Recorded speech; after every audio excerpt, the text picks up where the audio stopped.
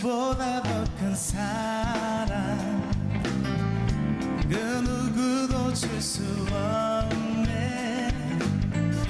우리에게 자유 주신 그 큰 사랑 예수보다 더 큰 사랑 그 누구도 줄 수 없네. 우리에게 자유 주신 그 큰 사랑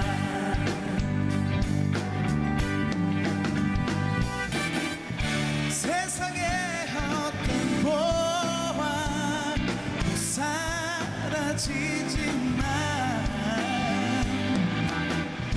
영원한 주님의 사랑 나의 맘에 남으리. 예수보다 더 큰 사랑 그 누구도 줄 수 없네. 우리에게 자유 주신 그 큰 사랑 찬양하세요. 찬양하세 영원히 변치 않는 그 사랑 위대한 그 사랑 내 죄를 씻었네. 세상 모든 능력과 권세보다 강하신 영원한 그 사랑 예수보다 더 큰 사랑 크신 사랑 그 누구도 줄 수 없네. 우리에게 자유 주신 그 큰 사랑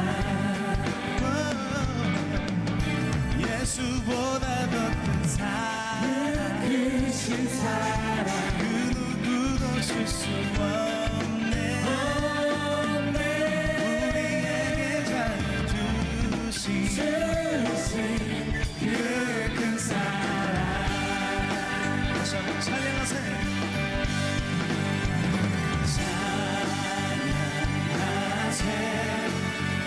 영원히 변치 않는 그 사랑 위대한 그 사랑 내 죄를 씻었네. 세상 모든 능력과 권세보다 강하신 영원한 그 사랑 예수보다 더 큰 사랑 크신 사랑 그 누구도 줄 수 없네. 우리에게 자유 주신 그 큰 사랑 예수보다 더 큰 사랑 그 누구도 줄 수 없네. 우리에게 자유 주신 그 큰 사랑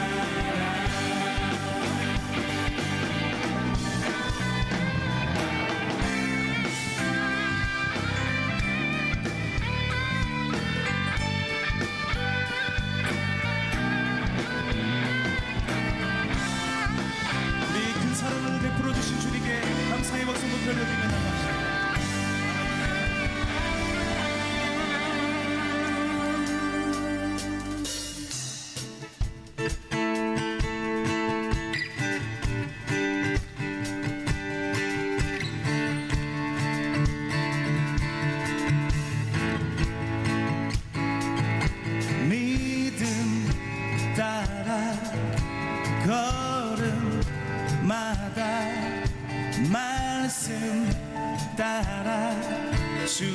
주님만 따르리 믿음 따라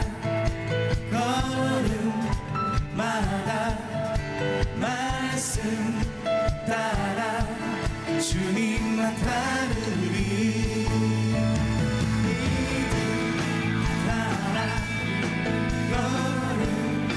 걸음마다 말씀 따라 주님만 따르리 믿음 따라 걸음마다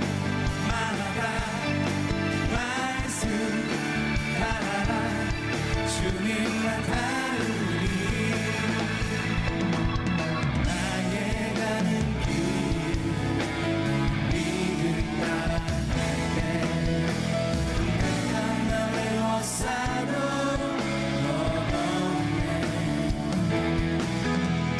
내 입술에 기도 믿음의 선포 주님 날 위하시면 누가 날 대적하리 믿음 따라 걸음마다 말씀 따라 주님만 따르리 믿음 따라 걸음마다 말씀 따라 주님만 따르리 나의 가는 길 믿음 따라 갈래 내가 나를 못사도 어렵네 내 입술에 기도 믿음의 선포 주님 날 위하시면 누가 날 대적하리 믿음 따라 걸음마다 말씀 따라 주님만 따르리 믿음 따라 걸음마다 말씀 따라 주님 손꼽은 내 목소리로 사용합니다 믿음 따라 믿음 따라 걸음마다 말씀 따라 주님만 따르리 믿음 따라 걸음마다 말씀 따라 주님만 따르리 믿음 따라 걸음마다 말씀 따라 주님만 따르리 주님만 따르리 주님만 따르리 주님만 따르리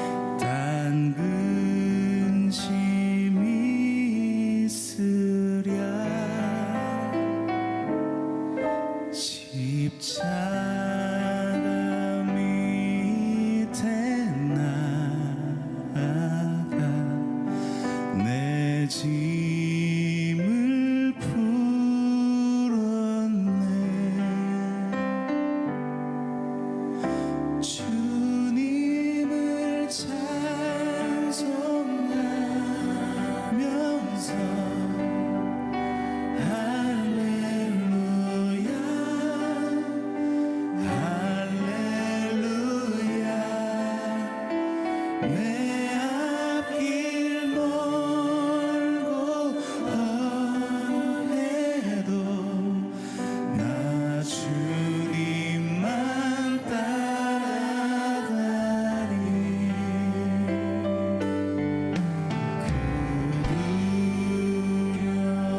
두려움이 내 기도 되었고 전날의 한숨며 나여 내 노래 되었네. 주님을 찬송하면서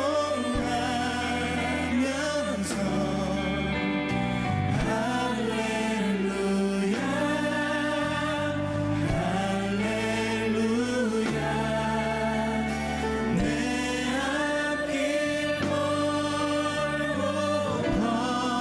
험해도 나 주님만 따라가리.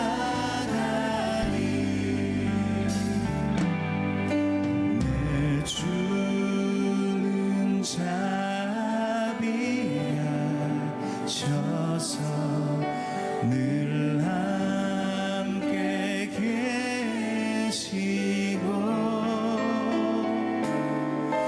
내 궁핍함을 아시고 늘 채워주시네.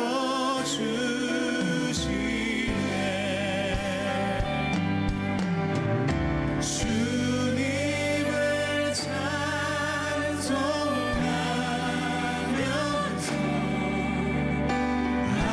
할렐루야 할렐루야. 내 앞길 멀고 험해도 나 주님만 더 높은 소리로 찬송하며 나아가시. 주님을 찬송하면서 주님을 찬송하면서 할렐루야 할렐루야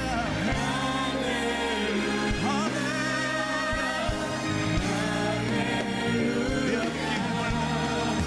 내 앞길 멀고 험해도 나 주님만 따라가리.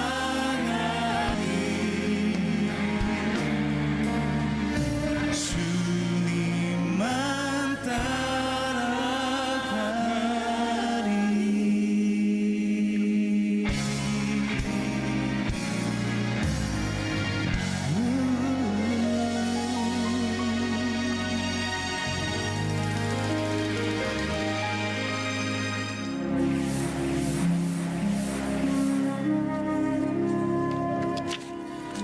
오늘의 말씀은 열왕기상 3장 9절에서 10절 말씀입니다. 누가 주의 이 많은 백성을 재판할 수 있사오리이까? 듣는 마음을 종에게 주사 주의 백성을 재판하여 선악을 분별하게 하옵소서. 솔로몬이 이것을 구하매 그 말씀이 주의 마음에 든지라. 아멘. 여러분은 인생이 정말 힘들고 답답하고 너무 힘들어서 이 현실로부터 도피하고 싶을 때 어떻게 그 문제를 해결하십니까? 지난 2월 말 한 설문조사 기관에서 16,000명을 상대로 힘들 때, 가슴이 답답하고 인생이 무너질 것 같을 때 당신은 어떻게 하십니까? 라고 물었습니다. 어떤 결과가 나왔느냐? 1위, 2위가 그럴 때는 그냥 집에서 아무 일도 안 하고 쉰다, 아니면 잠을 잔다, 이런 대답이 제일 많았고요. 그 다음에 나는 그냥 먹는 걸로 푼다 스트레스를, 또 음악을 듣는다, 아니면 그냥 나는 정말 펑펑 운다, 뭐 이런 여러 가지로 대답들이 나왔습니다. 우리가 살다 보면 정말 답답하고 억울하고 그리고 힘들고 이 현실로부터 도망가고 싶을 때가 있습니다. 근데 그때 대부분의 사람들이 지금 앞에서 제가 얘기한 것처럼 쉬거나 자거나 울거나 뭐 먹거나 그렇게 하죠. 대부분 그렇게 합니다. 그런데 그렇게 하면 문제가 해결됐습니까? 잠시 우울한 마음, 또 괴로운 마음을 위로받거나 잊게는 해줍니다. 그러나 하루가 지나고 또 이틀이 지나면 그 문제는 여전히 나를 괴롭힙니다. 그러면 그런 방법 말고 정말 인생이 너무 절박하고 힘들 때 그 인생의 문제를 정면으로 해결할 좋은 방법은 없는 걸까? 성경은 그 방법이 있다고 말합니다. 그게 가장 간절한 기도. 인생의 벼랑 끝이라고 생각되는 그 순간에 하나님을 향하여 마지막으로 절박한 심정으로 드리는 기도. 강청의 기도를 드려라. 왜 이 강청의 기도가 중요하냐? 여러분, 기도는 하나님을 감동시키는 거예요. 기도의 정의를 내 답답한 마음을 하나님 앞에, 내가 하고 싶은 이야기를 하나님 앞에 하는 것을 기도라고 생각하지 마시고 바꿔보세요. 하나님을 감동시키는 기도를 어떻게 드릴 것인가? 우리가 하나님을 감동시키고 하나님을 만나면 하나님은 우리가 가지고 있는 인간의 문제를 해결해 주십니다. 우리가 기도하면서 하나님을 감동시키면 하나님께서는 인간이 만들지 못한 새로운 길을 만들어 주십니다. 성경에 그렇게 해서 인생을 바꾼 대표적인 사람들, 지난주와 지지난주에 소개했던 한나와 야곱의 이야기를 여러분에게 소개해드렸어요. 그러니까 이 사람들 설교를 들어보시면 정말 인생이 답답하고 너무 힘들 때 이 강청의 기도, 간절한 하나님을 향한 이 절박한 기도가 얼마나 중요한지를 우리가 2주 동안 설교를 통해 들었습니다. 근데 이 야곱과 한나 말고도 정말 너무 힘들고 답답할 때 자신의 문제를 아주 하나님 앞에 강청의 기도를 드려서 인생을 바꾼 사람들의 이야기가 많습니다, 성경에. 그 중에 오늘 열왕기상 3장을 중심으로 솔로몬의 이야기를 나눌 건데, 이 솔로몬은 워낙 유명한 사람이니까 이스라엘 역사에 여러분이 솔로몬에 대해서 좀 아셔야 됩니다. 솔로몬은 우선 아버지가 다윗이잖아요. 그런데 이 다윗이 솔로몬을 어떻게 얻게 되냐면, 다윗이 왕이었을 때 한 여자를 사랑합니다. 그런데 불행하게도 그 여자가 결혼한 여자예요. 자기 부하 장수의 아내예요. 그래서 그 여인을 뺏기 위해서 자기 부하 장수를 죽입니다.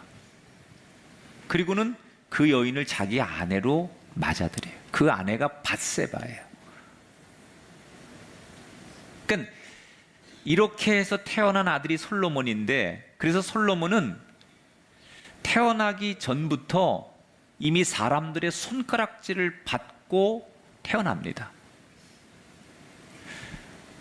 저 엄마가 자기 남편 죽었는데 자기 남편 죽인 남자하고 결혼해가지고 그렇게 해서 태어난 놈이래. 뭐 이렇게 자기 의지와 상관없이 사람들에게 자기의 출생의 스토리가 손가락질을 받으면서 태어난 인생이 솔로몬이에요. 그 아버지가 그게 너무 미안했든지 그 아들 태어나자마자 그 아들의 이름을 너는 평안하라, 그래서 솔로몬이라고 이름을 붙여준 거예요. 그런데 솔로몬은 아버지가 지어준 이름만큼 평안한 인생을 살 수가 없었습니다. 왜냐하면 그에게는 배다른 형제들이 있었는데 암논, 압살롬, 아도니아 이런 형들이 있었어요. 근데 이 형들이 보통이 아니에요. 쟁쟁한 형들이. 그 형들의 틈바구니에서 이 솔로몬은 숨죽이며 조용히 지내야만 했습니다. 왜? 만약에 형들에게 잘못 보이면 그 중에 누구라도 형들 중에 한 사람이 왕이 되는 순간 자기는 그렇게 구차하게 태어난 인생이고 그래서 형들의 미움을 받아서 죽을 수 있는 운명이라고 생각하는 거예요. 그래서 솔로몬은 애초부터 왕이 되겠다는 꿈을 꿔본 적도 없고 그런 야망을 가져본 적도 없는 사람이에요. 왕? 그건 나한테 어울리지도 않아. 난 이렇게 태어난 사람이고 이렇게 손가락질 받는 인생이고 우리 형들에 비하면 나는 능력도 없어서 그저 내가 죽지 않고 사는 것만으로도 나는 만족해. 그래서 왕에 대한 꿈을 꾸어본 적이 없는 사람이 솔로몬이었어요. 그런데 자기는 그런 생각을 하고 사는데 세월이 지나면서 상황이 내 의지와 상관없이 바뀌는 거예요. 우선 가장 유력한 왕의 후보였던 첫째 형 암논이 자기 여동생을 욕보였다가 분노한 셋째 동생 압살롬에게 살해를 당합니다. 그리고 이 압살롬이란 셋째 형이 형을 죽이고 반란을 일으켜요. 아버지 왕권을 자기가 뺏으려고 반란을 일으켰다가 이 셋째 형도 죽습니다. 그리고 원래 둘째 형은 일찍 죽어요. 그리고 형이 하나 남아요. 아도니아라는 형이 하나 남아요. 그러니까 형들이 많을 때는 이 솔로몬이 왕이 된다는 거는 생각도 못 했는데 이 상황이 형들이 다 죽고 자기들끼리 죽이고 죽고 뭐 그러면서 다 경쟁자들이 사라지고 아도니아라는 형 하나 남았는데 솔로몬보다는 솔로몬의 엄마인 밧세바가 내 아들도 왕이 될 수 있겠다라고 꿈을 꾸기 시작해요. 그래서 사실 솔로몬보다는 그의 어머니가 자기 아들을 왕으로 만들고 싶어서 기회를 엿보지요. 그렇게 세월이 흘러가다가 어느 때가 되느냐, 천하의 다윗이 이제는 방구석에 앉아서 아무것도 못하는 노인이 돼버렸어요. 여러분, 다윗이 어떤 사람입니까? 골리앗을 이기며 영웅이 되고 한 세대를 책임졌던 이스라엘의 상징적인 그런 왕, 그가 다윗이었어요. 그런데 세월 앞엔 장사가 없는 거예요. 그가 나이가 먹으면서 이제는 방구석이나 지키는 늙고 초라한 힘없는 왕이 된 거예요. 통치가 잘 안 되는 거예요. 이때 세월은 매정한 거예요. 다윗을 따랐던 그 많은 신하들이 이제는 다윗의 시대가 저물고 새로운 왕의 시대가 될 것 같으니까 사람들이 알아서 앞으로 차기의 왕이 될 만한 사람 앞에 모여들기 시작하는 거예요. 그래서 어느 날 아도니아가 예루살렘 외곽 지역에서 파티를 엽니다. 이때 유력한 신하들이 다 아도니아에게 모이죠. 국방장관, 대제사장, 여러 장수들, 신하들이 아도니아가 왕이 될 거라고 생각해서 거기 와서 파티에 참석해서 일종의 왕의 추대식을 갖는 거예요. 이 소식을 들은 밧세바가 너무 마음이 급해지는 거예요. 자기 아들이 왕이 됐으면 좋겠는데 솔로몬이 왕이 되기를 바랬던 이 엄마 입장에서는 이거 아도니아라고 하는 그 배다른 아들에게 이 왕위를 뺏길 수도 있겠다는 생각이 들어서 마음이 급해진 밧세바가 다윗에게 들어가죠. 그리고 간청을 합니다. 뭐라고 간청을 하느냐? 눈물을 뚝뚝 흘리면서 이 밧세바가 전에 당신이 내 아들 솔로몬을 왕으로 세우겠다고 약속하지 않으셨습니까? 이제 당신이 내 아들에게 왕위를 물려주겠다고 선포하십시오 라고 말해요. 그런데 다윗이 자기가 진짜 그 약속을 했는지 안 했는지 기억이 나질 않는 거예요. 문제는 깜빡깜빡하는 거예요. 이게 내가 그랬어? 이러고 이제 기억이 안 나는 거예요. 이 노인네가. 그런데 기억은 안 나는데 밧세바가 워낙 연기를 잘하는 거예요. 눈물을 뚝뚝뚝 흘려가면서 당신이 그때 여자들 쉽게 울지만 남자 앞에서. 그래서 이 다윗이 그 밧세바의 눈물을 보면서 흔들리죠. 그래서 그 자리에서 자기 왕의 후임을 솔로몬에게 한다라고 왕권을 거기 넘겨주게 돼. 그러니까 말 그대로 솔로몬은 진짜 앞에서 지금 제가 간단하게 소개한 것처럼 우여곡절 끝에 왕이 되는 거예요. 왕이 되고 싶다고 되는 게 아니야. 이게 상황이 또 그렇게 만드는 거예요. 그러니까 제일 좋은 건 내가 하고 싶어서 하는 것도 좋지만 상황이 나를 그렇게 만들어 그 자리에 있는 것도 좋은 거예요. 그러니까 왕이 된 거예요. 아주 어린 나이에 왕이 됩니다. 솔로몬이. 갑자기 왕이 됐는데 우선 급하잖아요. 그래서 제일 먼저 뭘 하느냐?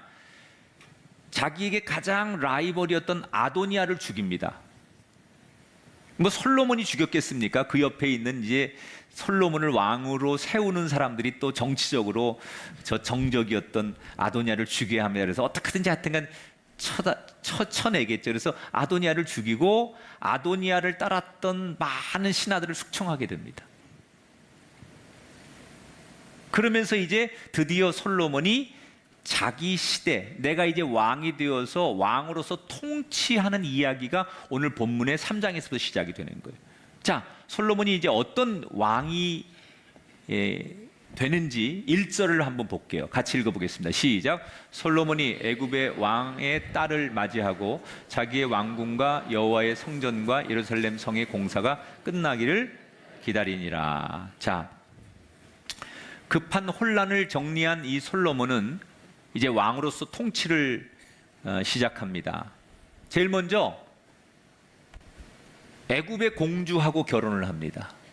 이건 이제 외교 이걸 잘하겠다는 거예요. 당시에 애굽은 이 세계 중심이었어요. 팔레스타인 지역에 지금으로 말하면 전 세계 미국이 가장 영향력 있는 힘을 가지고 있잖아요.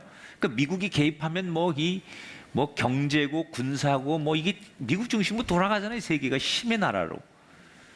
그런데 애굽은 그 당시에 지금 미국이 가졌던 힘보다 훨씬 더 파워가 있는 나라였어요.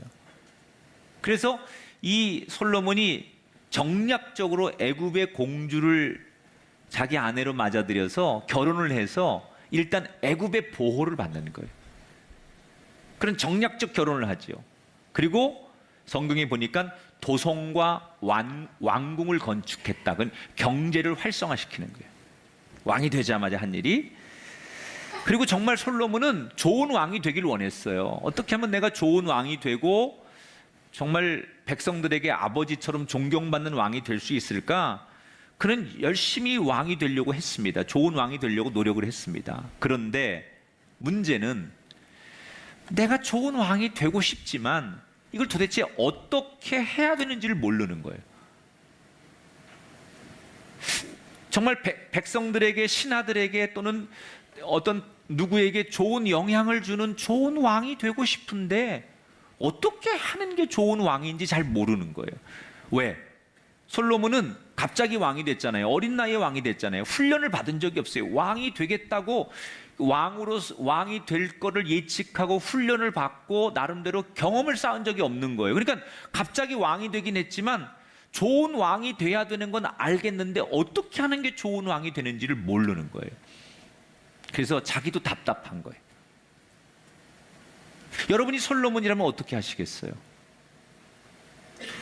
더 많은 경험 있는 신하들, 원로들을 불러서 아버지가 어떻게 했는지 또는 뭐 경제 정책은 어떻게 해야 돼, 국방과 외교와 이런 것들을 어떻게 해야 되는지 뭐 공부도 하고 회의도 하고 뭐 그렇게 노력하면 되지 이렇게 생각하실 거 아니에요. 근데 솔로몬은 어떻게 하느냐? 이 답답한 순간에 솔로몬이 뭘 선택하느냐? 4절을 가볼게요.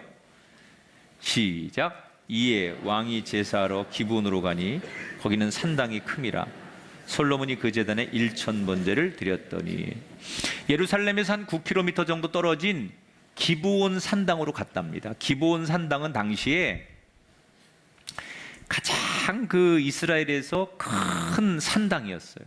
산당이라는 것은 원래 그 원주민들이, 이스라엘 사람들이 가나안 땅에 들어가기 전에 살던 원주민들이 이방신을 섬기기 위해서 만든, 그러니까 미신들을 섬기기 위해 만든 제단이에요. 그런데 이스라엘 사람들이 들어가서 아직 성전이 없으니까 하나님 앞에 예배를 드리고 제사를 드려야 되는데 드릴 때가 마땅치 않으니까 이방 사람들이 드렸던 신전을 빌려서 또는 뺏어서 거기서 하나님 앞에 제사를 드리는 거예요, 그때는. 그래서 가장 유명하고 큰 규모가 큰 산당이 기브온 산당인데 거기를 갔다는 거예요. 그리고 지금 왕이 돼서 너무 중요한 일 다 내려놓고 그 산당에 틀어박혀서 며칠간 예배만 드렸다는 거예요. 지금으로 말하면 대통령이 됐는데 기도원에 가가지고 금식하고 찬송하고 기도하고 예배하고 찬송하고 그리고 안 내려오는 거예요, 대통령이. 응? 여러분 생각해 보시죠. 이게 말이 됩니까, 현실적으로? 대통령이 되면 일을 시작하면 보고를 받고 상황을 파악하고 전문가들을 불러서 대책을 논의하고 그래야 되는데 한 나라의 대통령이 된 솔로몬이 나라를 돌아보지 않고 어느 누구와도 회의도 하지 않고 도망치듯 일터를 떠나서 기브온 산당으로 가서 내려오질 않는 거예요. 이 상식적으로 사람들이 이해할 수 없는 거예요. 좋은 왕이 되기를 원했던 솔로몬은 왜 기도원에 들어가서 틀어박혀서 국정은 돌보지 않고 안 내려왔던 걸까? 여기에 아주 중요한 기도의 원리가 숨어 있어요. 자, 따라합시다. 가장 좋은 기도는 겸손해지는 겁니다. 자, 솔로몬이 산당에 가서 기도를 드리는데 무슨 기도를 하는지 한번 보세요. 7절부터 9절 시작. 여호와여, 왕이 되게 하셨사오나 종은 작은 아이라 출입할 줄을 알지 못하고 주께서 택하신 백성 가운데 있나이다. 누가 주에 임하는 백성을 재판할 수 있사오리까? 이게 무슨 얘기냐면, 하나님, 제가 왕이 되긴 했는데 제가 뭘 해야 될지 모르겠습니다. 너무 답답하고 막막합니다. 하나님, 내가 어떻게 해야 될지 길을 좀 가르쳐 주세요. 저는 힘이 없습니다. 제가 의지할 분은 하나님밖에 없습니다. 하나님, 저를 불쌍히 여겨주시고 제가 하나님의 종이오니 하나님 말씀해 주세요. 여러분, 이 기도가 굉장히 유명한 기도잖아요. 솔로몬은 지금 자기가 왕이에요. 그런데 제일 중요한 건 이 기도 속에 하나님 앞에서 내가 얼마나 부족한지를 알고 있었다는 거예요. 또 하나, 지금 자기가 가지고 있는 이 아주 근본적인 삶의 문제를 해결할 수 있는 분은 하나님밖에 없다는 걸 알았다는 거예요. 그래서 솔로몬이 전문가를 부르거나 자기를 믿고 그렇게 일하지 않고 하나님 앞에 나가는 거예요.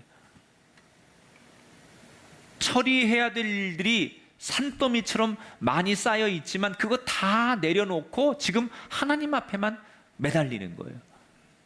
여러분, 한 나라의 왕이면 자존심이 있어야 돼요. 그런데 그 자존심을 하나님 앞에 다 내려놓고 하나님 앞에 엎드려요.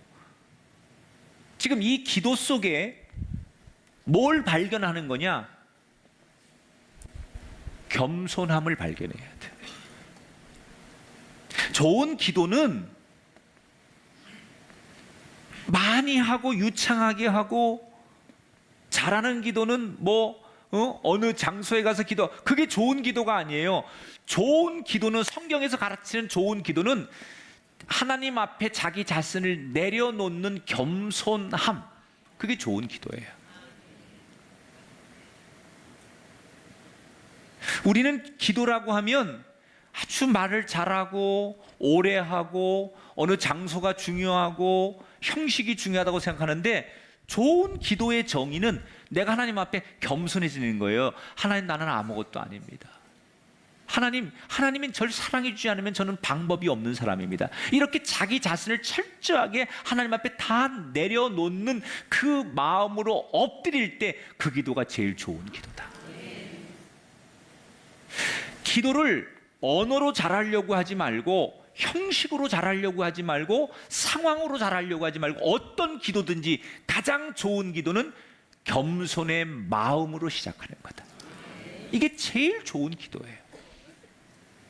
하나님이 유창하게 말 잘하고 뭐 영어를 쓰고 무슨 성경을 쫙 외우고 정말 윤기 흐르듯 기도해서 너 정말 기도를 잘하는구나, 너 이렇게 만 시간을 기도하는구나, 이래서 그 기도를 하나님이 감동하는 게 아니라, 어떤 기도든 간에 솔로몬처럼 자기 자신을 완전히 내려놓는 겸손함으로 기도할 때 그 기도가 최고 좋은 기도다. 따라합시다. 최고 좋은 기도는 겸손함으로 드리는 기도입니다. 자, 솔로몬의 기도의 핵심은 그거예요. 1000번제를 드렸다, 많이 예배했다, 그게 중요한 게 아니고, 여러분 그걸 좀 우리가 좀 왜곡하면 안 돼요. 그래서 우리가 1000번제 하나님 앞에 드린다, 물론 굉장히 성경적인 걸 배워서 하는 거니까 좋은 건데요, 핵심은 그게 아니란 말이에요. 솔로몬의 1000번제 핵심은 많은 양을 드리고 많이 예배했기 때문에 좋은 게 아니라, 하나님이 그 기도를 받으신 것은 그의 기도가, 그의 마음이 겸손했기 때문에 받으신 거예요. 자, 이렇게 겸손해지니까 하나님이 어떻게 솔로몬에게 응답하시느냐. 10절에 그 말씀이 주의 마음에 들었다. 하나님이 감동하는 거예요. 그래서 하나님이 12절 13절에 이렇게 응답합니다. 내게 지혜롭고 총명한 마음을, 또 내가 구하지 아니한 부귀와 영광도 내게 주노니 내 평생의 왕들 중에 너와 같은 자가 없을 것이다. 우선 하나님께서 그가 원했던 지혜와 총명을 주십니다.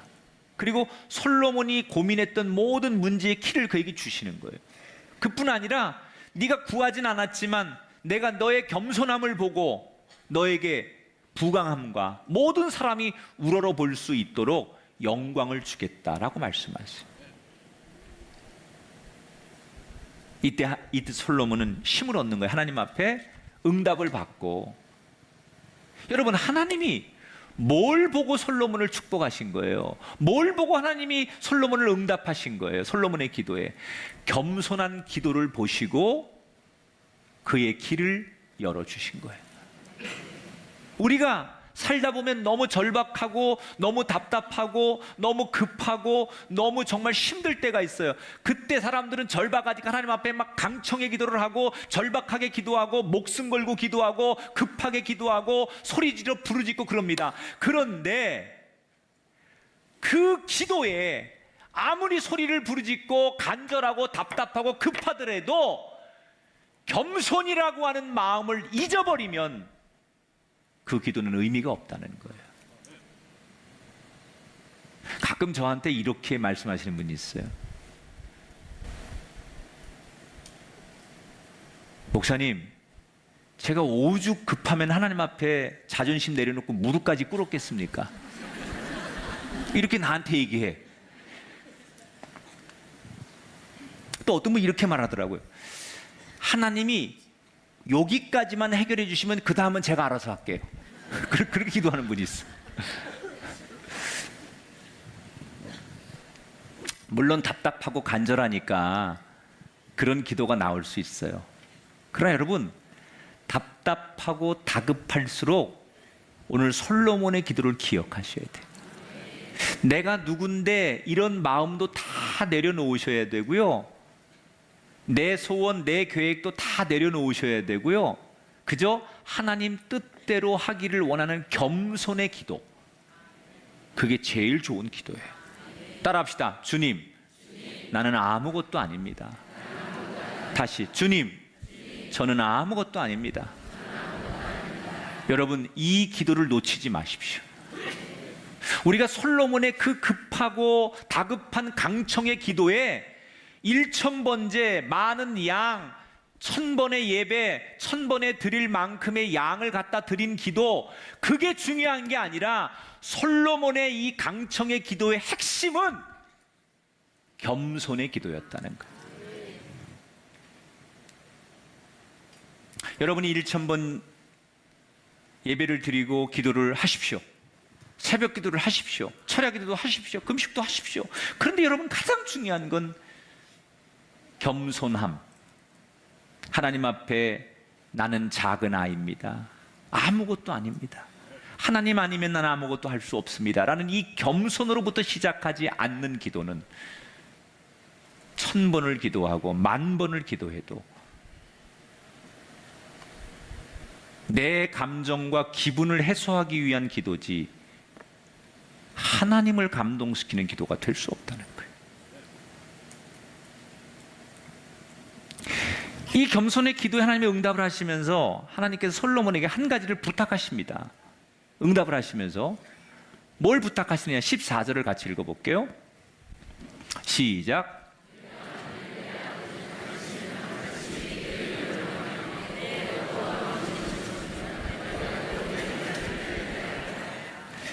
하나님이 한 가지를 부탁하세요. 응답하시면서 뭐라 그러느냐? 지금 네가 기도할 때 가졌던 그 겸손함을 끝까지 지켜달라. 그걸 부탁하세요. 솔로몬이 약속하죠. 주님, 제가 이 마음으로 살겠습니다. 그리고 기브온 산당에서 하나님 앞에 응답을 받고 솔로몬이 내려와서 돌아오자마자 왕궁에서 언약궤 앞에서 번제를 드리고 감사제를 드리고 또 예배를 드리는 거야. 응답받은 거에 대한 감사에 예배를 드리고 신하들을 다 불러가지고 잔치를 베풀면서 하나님이 우리에게 베푸신 은혜를 온 백성과 함께 기뻐합니다. 자, 이때부터 솔로몬은 하나님이 주신 지혜로 백성들의 문제를 기가 막히게 역대 전무후무한 가장 훌륭한 왕으로, 지혜로운 왕으로 통치를 해나갑니다. 그래서 오늘 열왕기상 3장에 보면 대표적으로 솔로몬이 얼마나 지혜로운지 한 예를 들어주는데, 그게 바로 두 창기가 한 아기를 데리고 나와서 서로가 내 아들이라고 주장을 하는 거예요. 그 당시는 유전자 검사를 할 수 있는 시대도 아니고 어떻게 해야 될까 고민을 하다가 솔로몬이 가장 지혜로운 판결을 내리죠. 서로가 엄마라고 그러니까 하나 아들을 놓고 칼을 가져와서 이 아이를 딱 둘로 나누어 가지고 베서 반씩 나눠 가져라. 그러니까 진짜 엄마는 내가 포기할 테니 아이를 죽이지 말아달라고 하고, 가짜 엄마는 그렇게라도 해달라고. 그래서 역사상 가장 훌륭한 재판을 하나님 주신 지혜로 솔로몬이, 그러니까 이건 하나의 예예요. 솔로몬이 이런 이 문제들을 인간이 해결할 수 없는 가장 난제들을 하나님 주신 지혜로 이렇게 기가 막히게 하나하나 다 풀어서 나라를 그렇게 잘 통치했다, 그 얘기예요. 행정 조직도 정비하고 20년 만에 성전 건축과 왕궁 건축을 잘 마칩니다. 경제적인 부흥을 이뤘다는 거예요. 외국가의 교육도 얼마나 잘했는지 시간이 지나면서 많은 나라들이 솔로몬에게 조공을 바치기 시작합니다. 그리고 그 주변의 팔레스타인 지역에 많은 나라와 왕들이 있는데 가장 만나고 싶어하는 왕이 돼요, 솔로몬이. 이때 솔로몬이 힘을 키우기 위해서 애굽의 공주 말고도 주변 나라들의 많은 왕들과 정략 결혼을 합니다. 그러니까 능력이 있는 거죠. 우리는 한 여자도 감당을 못하는데 엄청나게 많은 다른 나라의 공주들을 맞이해서 정략 결혼을 합니다. 그러니까 이 당시는 이게 이제 구약의 시대니까 이 상황에서는 그 당시 문화가 그런 거예요. 지금의 우리 잣대로 보면 안 되는 시대예요, 그때는.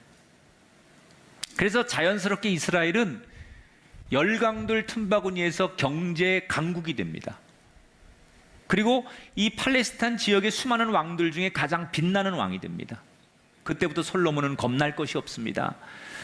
이제는 누구도 솔로몬에게 감히 도전할 수 있는 사람이 없습니다. 옛날 형들 밑에서 암논, 압살롬, 아도니아 밑에서 숨도 못 쉬고 그냥 사람만 있는 곳으로 감사했던 그때 솔로몬이 아닙니다. 세월이 지나서 이제 이스라엘의 왕이 아니라 그 주변에 가장 영향력이 있고 누구도 함부로 할 수 없는 힘 있는 왕이 돼요. 거칠 것이 없는 하나님의 보호 아래 승승장구하는 솔로몬 왕. 그런데 그렇게 잘 나가던 솔로몬 왕, 그렇게 끝까지 갈 줄 알았던 솔로몬 왕이 언젠가부터 그 막강하던 솔로몬의 아성이 무너지기 시작합니다. 열강을 주름잡던 이스라엘의 경제가 쇠락하고 누구도 도전할 수 없었던 솔로몬에게 나라 안팎에서 대적들이 일어나기 시작하는 거예요. 여러분, 이상하지 않습니까? 하나님께서 분명히 솔로몬에게 약속하지 않으셨습니까? 내가 너를 부강하게 만들 것이고 모두가 너를 우러러보도록 내가 너를 축복할 것이다. 분명히 약속하셨는데, 하나님이 그렇게 솔로몬을 인도하셨는데 언젠가부터 상황이 바뀌더니 하나님이 솔로몬에게 약속한 약속 이전의 상태로 솔로몬이 돌아갑니다. 도대체 하나님의 능력이 떨어지신 걸까? 이제 솔로몬을 지킬 만한 능력이 없어서 솔로몬을 더 이상 지켜주지 못하는 걸까? 왜 솔로몬이 이렇게 갑자기 추락하게 될까? 그 이유를 성경은 정확하게 표현하고 있어요. 자, 11장으로 넘어가 볼게요. 성경 11장 넘어가서 9절부터 11절. 자, 여기를 보세요. 시작. 솔로몬이 마음을 돌려 여호와를 떠남으로 여호와께서 그에게 진노하시니라.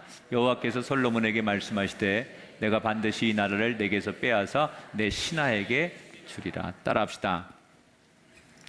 여호와를 떠남으로. 여러분, 성경은 아주 정확한 역사를 지금 기록하고 있어요. 솔로몬이 먼저 하나님을 떠났어요. 하나님이 솔로몬을 버린 게 아니에요. 솔로몬이 하나님을 떠났어요.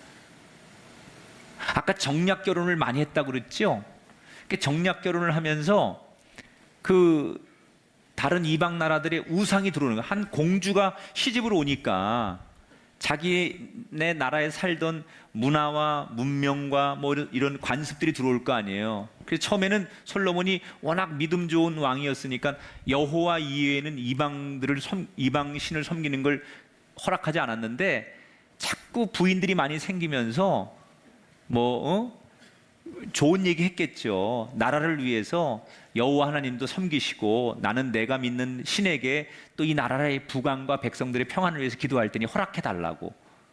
요즘 말하면 이게 인권이고 이게 무슨 마치 문화고 이러면서 내 종교 네 종교를 다 인정하는 이런 이성주의에서 호소를 하기 시작하니까 솔로몬이 처음에는 여호와 이외에는 안 된다고 했다가 조금씩 그 부인들이 이방 나라에서 들어온 그 이방신을 조금씩 허락을 하기 시작한 거예요.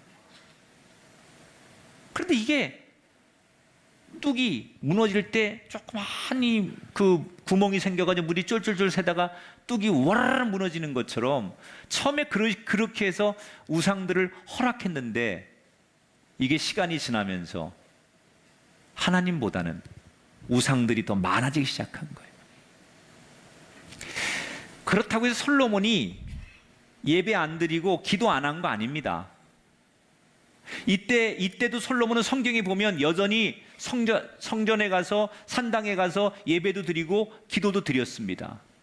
그런데 지금 현재 솔로몬이 드리고 있는 그 예배는 엄밀히 말하면 예배가 아니고, 지금 솔로몬이 드리고 있는 기도는 엄밀히 말하면 기도가 아니라는 거예요. 왜? 그건 억지로 하는 거예요. 그 옛날 기브온 산당에 가서 하나님, 저는 작은 아이입니다. 저는 어떻게 될지 모릅니다. 하나님이 지혜와 총명을 주시지 않으면 나는 아무것도 못합니다. 이렇게 기브온 산당에서 엎드려서 겸손하게 드렸던 그 마음이 아니에요. 하나님밖에 없습니다. 그 마음이 지금도 있어야 되는데 언젠가부터 그 겸손한 마음이 그에게서 사라져버렸어요. 사람들이 다 여기저기서 솔로몬 그리고 솔로몬을 다 우러러보고 솔로몬을 감히 대적할 수 없는 사람으로 인정하기 시작하니까 언젠가부터 자기 마음속에 가지고 있었던 겸손함은 사라지고, 내가 왕이야, 하나님도 날 건들 수 없어. 하나님 보셨죠? 주변의 열강들이 다 나한테 와서 조공 바치고 머리를 조아리는 거 보셨죠? 내가 이런 놈입니다.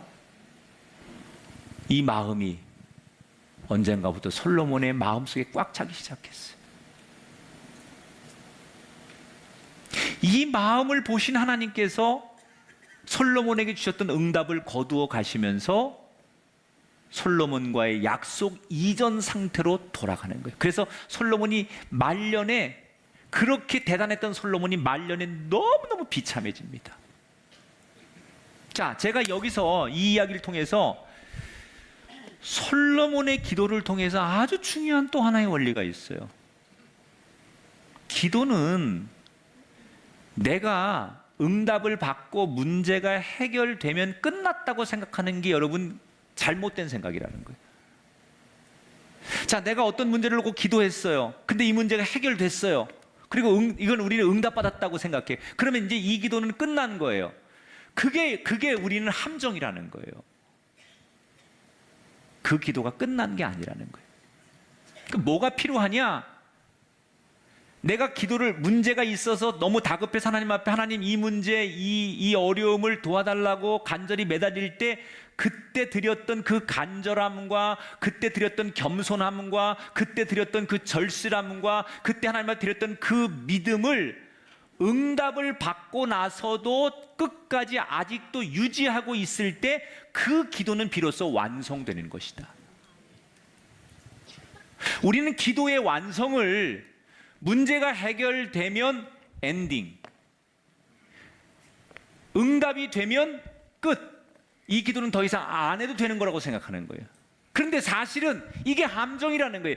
기도의 완성은 문제가 해결되고 응답받았기 때문에 기도가 끝나는 게 아니라, 기도가 응답되고 문제가 해결됐으면 그때 하나님 앞에 절실하게 드렸던 그 마음을 가지고 삶으로 돌아가서 계속 그 첫 마음으로 살고 있을 때 그 기도는 완성되어지는 거예요. 근데 우리는 문제가 해결되면 해결됐기 때문에 이 문제는 더 이상 나하고 상관이 없는 거예요. 그래서 응답 받고 나면 끝났다고 생각합니다. 그건 끝난 게 아니에요.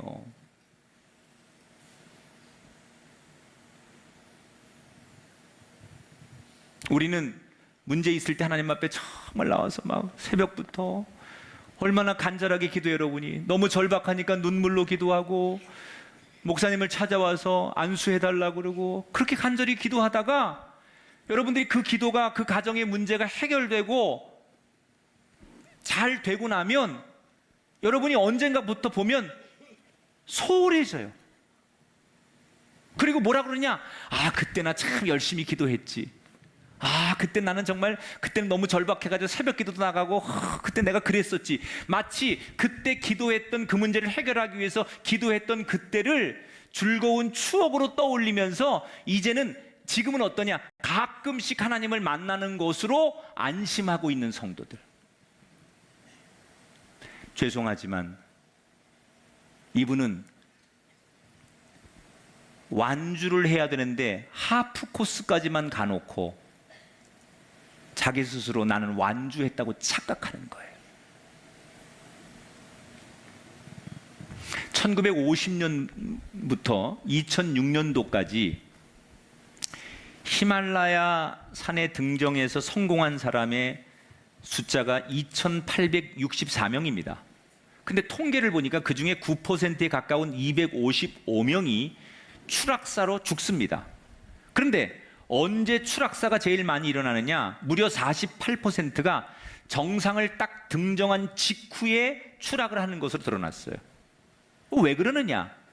아, 이제 됐다라고 안심하는 순간, 그 정상에 올라갈 때까지 가졌던 간절함, 긴장감이 풀리자 사고가 곧바로 일어나더라는 거예요. 그래서 등산 전문가들은 이렇게 조언합니다. 우리가 등산할 때 정상에 오르는 것을 중요하게 보지만 진짜 중요한 것은 정상에 등정한 이후에 내려오는 것이다. 그때까지 긴장을 잘 유지해야 된다. 올라갈 때는 긴장하고 정말 최선을 다하고 간절하고 그랬는데 일단 올라가서 딱 찍고 내려오면 긴장감이 풀어지는 거예요. 다 했다 그렇게 생각하는 거예요. 그런데 그러면서 내려오면 사람들이 제일 많이 추락사를 당하더라는 거예요. 기도도 그렇습니다. 응답을 받고 문제가 해결되었다고 다 끝난 게 아닙니다. 문제가 해결된 뒤에도 그 첫 마음을 잘 붙들고 끝까지 잘 살아야만 그 기도는 완성되는 것이다. 여러분이 지금 문제가 해결됐다면 절반까지 오신 거예요. 근데 우리는 그걸 착각하고 있는 거예요. 솔로몬이 하나님 앞에 문제를 해결받기 위해서 기브온 산당에서 간절히 절실하게 겸손하게 기도했어요. 그래서 문제가 해결됐어요. 그런데 절반만 해결된 거를 자기는 착각한 거예요. 오늘 우리가 지금 여기 앉아서 예배도 드리고 기도도 하고 찬송도 하는데 솔로몬처럼 우리가 할 거 다 합니다. 그런데 정말 그때 내가 삶의 문제 앞에 울며 겸손하게 참여하고 회개할 때 하나님 한 번만 살려주십시오라고 기도했을 때 그 마음 그 순간이 지금도 여러분에게 있느냐 이 말이에요. 예배는 드리고 있지만 여러분이 여기 와서 오늘 성전에 앉아있긴 하지만 내 마음속에 내가 누군 줄 아십니까? 라고 하는 그런 마음을 가지고 있다면 우린 절반까지 잘 와놓고 절반 이후에 미끄러지는 인생을 살 수도 있다는 거예요. 두 가지 중요한 원리를 우리는 오늘 성경에서 배워요. 가장 좋은 기도는 겸손해지는 거예요. 말 잘하려고 하지 마세요. 많이 하려고 하지 마세요. 눈물 짜내려고 하지 마세요. 겸손해지는 거예요. 겸손해지는 것보다 더 위대한 기도는 없다는 거예요. 또 하나 원리는 문제가 해결됐다는 건 아직 내 기도가 완성됐음을 말하는 게 아니라는 거예요. 절반의 완성이고 문제가 해결된 뒤에 내 삶의 현장에서 그때 그 절박했던 간절했던 마음으로 지금도 하나님을 향하여 예배하고 찬송할 때 내 기도는 지금도 완성되어 가고 있는 것이다. 여러분의 기도가 완성된 적이 없어요. 하나님이 완성됐다고 말할 때까지 우리는 여전히 그 마음, 그 간절함, 그 겸손함, 그것이 여러분의 기도입니다. 답답하고 막막할 때, 정말 더 이상 뒤로 물러설 수 없을 만큼 너무나 절박할 때 여러분 뭘 하십니까? 기도할 때 답이 있습니다. 그때 우리가 기억해야 될 것은 겸손해라. 겸손의 기도가 아니면 안 돼요. 그리고 내 기도가 지금도 진행되고 있음을 기억하고 그 마음, 그때 그렇게 하나님 앞에 울면서 겸손하게 참회했던 그 마음, 그래서 기도가 완전히 완성되어지는 우리 꿈의 교회 성도들 되시기를 축원합니다. 1000번의 예배를 드리고 10,000번의 기도를 드린 걸 자랑하지 마시고 하나님이 내 기도가 완성되어 가고 있음을 기뻐하시는 그런 기도자 모두가 되시기를 주님의 이름으로 축원합니다.